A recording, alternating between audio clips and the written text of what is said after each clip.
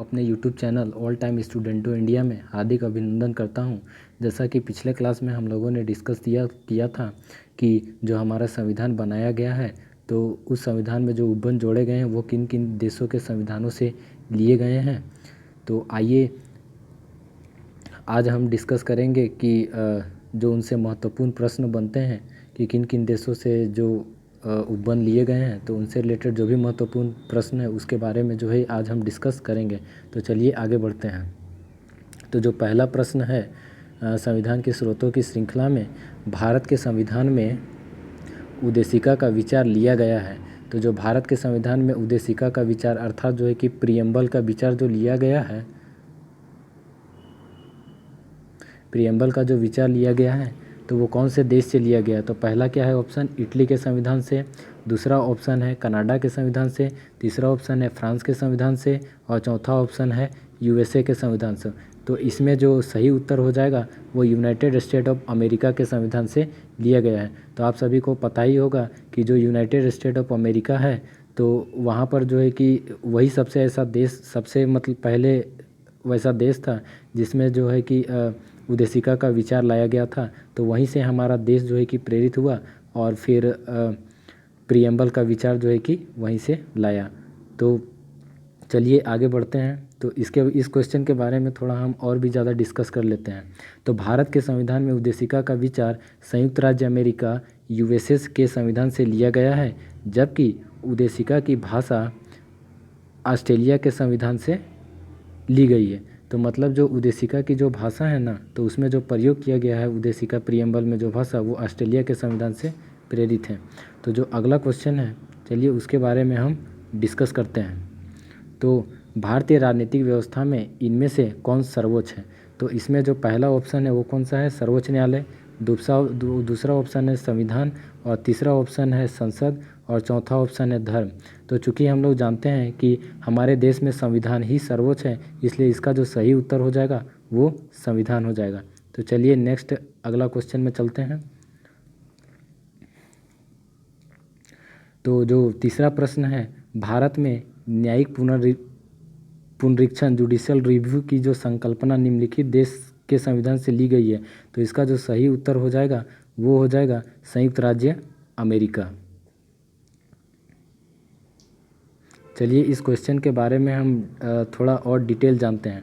तो भारत में न्यायिक पुनरीक्षण अर्थात जुडिशियल रिव्यू की जो संकल्पना संयुक्त राज्य अमेरिका के संविधान से ली गई है। तो इसका आशय है कि सर्वोच्च न्यायालय विधानों एवं आदेशों का न्यायिक पुनर्विलोकन कर सकता है।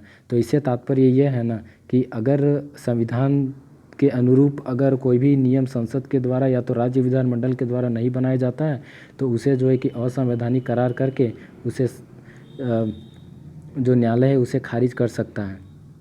तो चलिए महत्वपूर्ण श्रृंखला के क्वेश्चन में आगे बढ़ते हैं। तो भारत की जो संघात्मक व्यवस्था है निम्नलिखित में से किस देश से संबंधित है? तो वो इसका जो सही उत्तर हो जाएगा वो हो जाएगा कनाडा। जो संघात्मक व्यवस्था है तो वो कनाडा के संविधान से ली गई है। तो अगला क्वेश्चन में चलते हैं। तो भारतीय संसदीय प्रणाली ब्रिटिश संसदीय प्रणाली से किस बात में भिन्न है? तो पहले हम लोग ये जान लेते हैं कि आखिर संसदीय प्रणाली की मुख्य विशेषता क्या है। तो जो संसदीय प्रणाली होती है ना, वहाँ वास्तविक और नाम मात्र की कार्यपालिका होती है। जैसे भारत में ही आप देख लें कि वास्तविक प्रधान जो है कि प्रधानमंत्री को बताया गया है और नाम मात्र का जो प्रधान है मतलब जो कार्यपालिका है वो राष्ट्रपति को बताया गया है। और फिर दूसरी चीज़ क्या होती है कि यहाँ पर सामूहिक उत्तरदायित्व की प्रणाली भी है, जो कि ब्रिटेन में भी यही प्रणाली को अपनाया गया है। ठीक है, तो सामूहिक उत्तरदायित्व से तात्पर्य है जो मंत्रिपरिषद होती है ना, वो लोकसभा के प्रति जो है कलेक्टिवली मतलब रिस्पॉन्सिबल होती है। और तीसरी क्या चीज़ होती है, द्विसदनीय विधायिका। यहाँ पर जो संसद जो कि एक विधायी बॉडी है तो उसमें जो है कि दो अंग होते हैं, क्या क्या, एक विधानसभा और एक लोकसभा एवं एक राज्यसभा, जो कि विधायी अंग है, जो कि द्विसदनीय व्यवस्था को रिप्रेजेंट करते हैं। और तीसरी जो चीज़ है न्यायिक पुनर्विलोकन की प्रणाली। तो इसका जो सही उत्तर हो जाएगा, तो इसमें जो क्वेश्चन पूछा गया है भारतीय संसदीय प्रणाली ब्रिटिश संसदीय प्रणाली से किस बात में भिन्न है? तो इसका जो सही उत्तर हो जाएगा वो न्यायिक पुनर्विलोकन हो जाएगा। क्यों? क्योंकि जो वास्तविक और नाम मात्र की जो कार्यपालिका है ब्रिटेन में भी है और फिर इंडिया में भी है, और सामूहिक उत्तरदायित्व का जो व्यवस्था है वो इंडिया में भी किया गया है और फिर ब्रिटेन में भी किया गया है। और द्विसदनीय व्यवस्था जो है वो ब्रिटेन की संसदीय प्रणाली में भी ये व्यवस्था पाई जाती है और फिर भारत की संसदीय प्रणाली में भी व्यवस्था पाई जाती है। तो यहाँ जो क्वेश्चन पूछा गया कि जो भारत की संसदीय प्रणाली ब्रिटेन की संसदीय प्रणाली से जो है कि किस प्रकार से भिन्न है, तो इसका जो सही उत्तर होगा न्यायिक पुनर्विलोकन हो जाएगा। तो आप इसकी अगर व्याख्या करना चाहें तो आप यहाँ पे देख सकते हैं। तो चलिए आगे हम नेक्स्ट क्वेश्चन में बढ़ते हैं। निम्नलिखित में से कौन सा कथन सत्य है? तो पहला ऑप्शन है संयुक्त राज्य अमेरिका में सरकार की संघीय प्रणाली है, और दूसरा जो ऑप्शन है वो भारत में सरकार की संघीय एवं एकात्मक दोनों प्रकार की प्रणाली है, और तीसरा जो ऑप्शन है वो फ्रांस में सरकार की संघीय प्रणाली है, और चौथा जो ऑप्शन है पाकिस्तान में प्रधानमंत्री की नियुक्ति वहाँ की जनता के द्वारा की जाती है। तो इसका जो सही उत्तर हो जाएगा वो संयुक्त राज्य अमेरिका में सरकार की संघीय प्रणाली है। तो चलिए इस क्वेश्चन की हम लोग व्याख्या करते हैं। तो देखिए, अमेरिका के संविधान में संघीय प्रणाली की स्पष्ट उल्लेख है। तो अमेरिका का जो संविधान है वहाँ पर संघीय प्रणाली का स्पष्ट उल्लेख किया गया है। भारत के संविधान में राज्यों का संघ बताया गया है, किंतु संविधान के कतिपय प्रावधान राज्यों की अपेक्षा केंद्र को ज़्यादा शक्तिशाली बनाने पर जोर देते हैं। इसका तात्पर्य ये है ना कि जैसे मान के चलिए कि कभी आपातकाल की स्थिति आ जाती है तो जो केंद्र से मतलब जो शासन व्यवस्था होती है वो केंद्र सरकार के अधीन चली जाती है, जो कि एक एकात्मक विशेषता को जो है कि रिप्रेजेंट करता है। इसलिए यहाँ पे लिखा गया है संविधान के कतिपय प्रावधान राज्यों की अपेक्षा केंद्र को ज़्यादा शक्तिशाली बनाने पर जोर देते हैं। इसे कुछ विद्वान भारत के संविधान को संघात्मक एवं एकात्मक प्रणालियों का मिश्रण मानते हैं, किंतु भारतीय संविधान एकात्मक प्रणाली का लक्षण लिए हुए मूल रूप से संघीय संविधान है, ऐसा मानना ज़्यादा उचित होगा। क्योंकि जो है कि आर्टिकल 1 में जो है कि ये स्पष्ट किया गया है कि भारत राज्यों का संघ है, अर्थात जो है कि यहाँ की जो शासन व्यवस्था है वो संघीय प्रणाली को अपनाया है। तो चलिए नेक्स्ट क्वेश्चन में हम लोग आगे बढ़ते हैं। भारत ने समवर्ती सूची की संकल्पना उद्धृत की है। तो जो आप लोगों को पता ही होगा कि, तो चलिए देखते हैं कौन कौन से ऑप्शन है इसमें।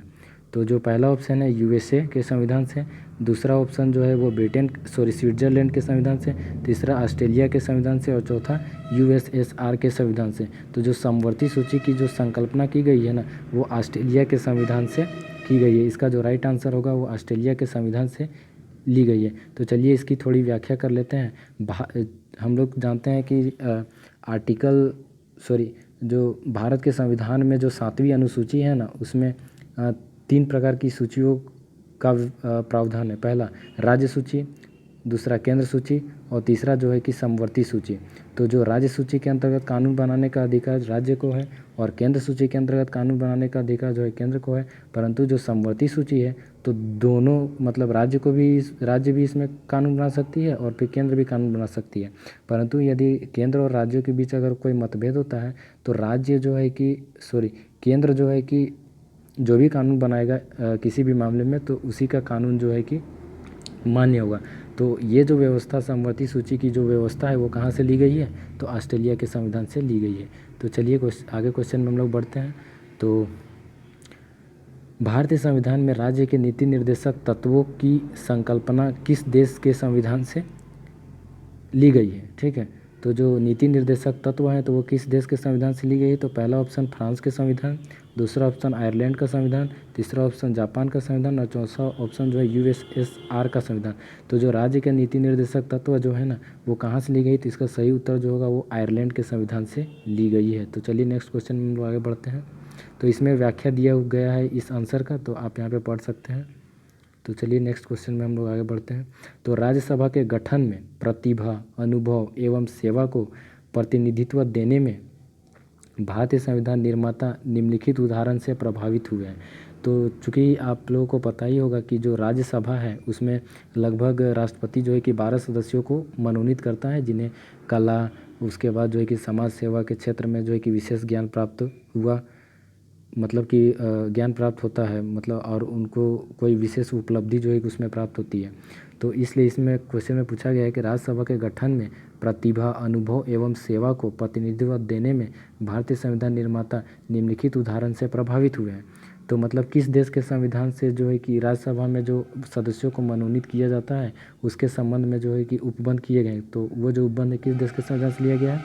तो इसका जो चलिए ऑप्शन देखते हैं, आयरिश गणतंत्र जिसे हम लोग आयरलैंड के नाम से भी जानते हैं, दूसरा है कनाडा जिसे हम लोग, उसके बाद तीसरा जो है कि संयुक्त राज्य अमेरिका, और चौथा जो है कि क्या है, ऑस्ट्रेलिया। तो इसका जो सही उत्तर हो जाएगा वो आयरिश गणतंत्र, जिसे हम लोग आयरलैंड भी कहते हैं।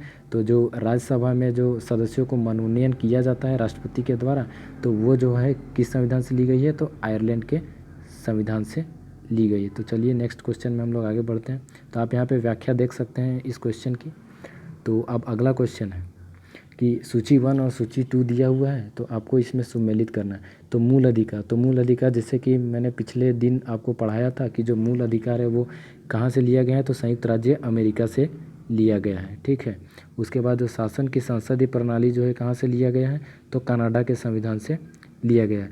उसके बाद आपात उपबंध जो है ना, वो तीसरा जो है कि जर्मनी के संविधान से लिया गया है। और राज्य के नीति निर्देशक तत्व जो है वो किसे लिया गया है, तो ये जो है आपका राज्य के नीति निर्देशक तत्व जो है वो आपका लिया गया है संयुक्त राज्य अमेरिका, नहीं, ये जो है आपका United state of America, sorry, ये आयरलैंड के संविधान से लिया गया। राज्य के नीति निर्देशक तत्व जो है वो आयरलैंड के संविधान से लिया गया, डी नंबर। तो इसमें जो आप, तो ये डी नंबर होगा। तो आप ऑप्शन जो है कि मिला सकते हैं इसमें, कौन सा ऑप्शन होगा। तो नेक्स्ट क्वेश्चन में हम लोग आगे बढ़ते हैं। तो यहाँ पे उस क्वेश्चन की व्याख्या दी हुई है, तो आप यहाँ पे कर सकते हैं। उसके बाद अगला मिलान हम लोग देखते हैं कि क्या है। तो मौलिक अधिकार, राज्य के नीति निर्देशक तत्व, मंत्रिमंडलीय सरकार, केंद्र राज्य संबंध। जो मौलिक अधिकार है वो किस संविधान से लिया गया है, तो आपको पता ही होगा कि ये जो संविधान है वो अमेरिका के संविधान से लिया गया है। तो क्या हो जाएगा, इसका ए हो जाएगा।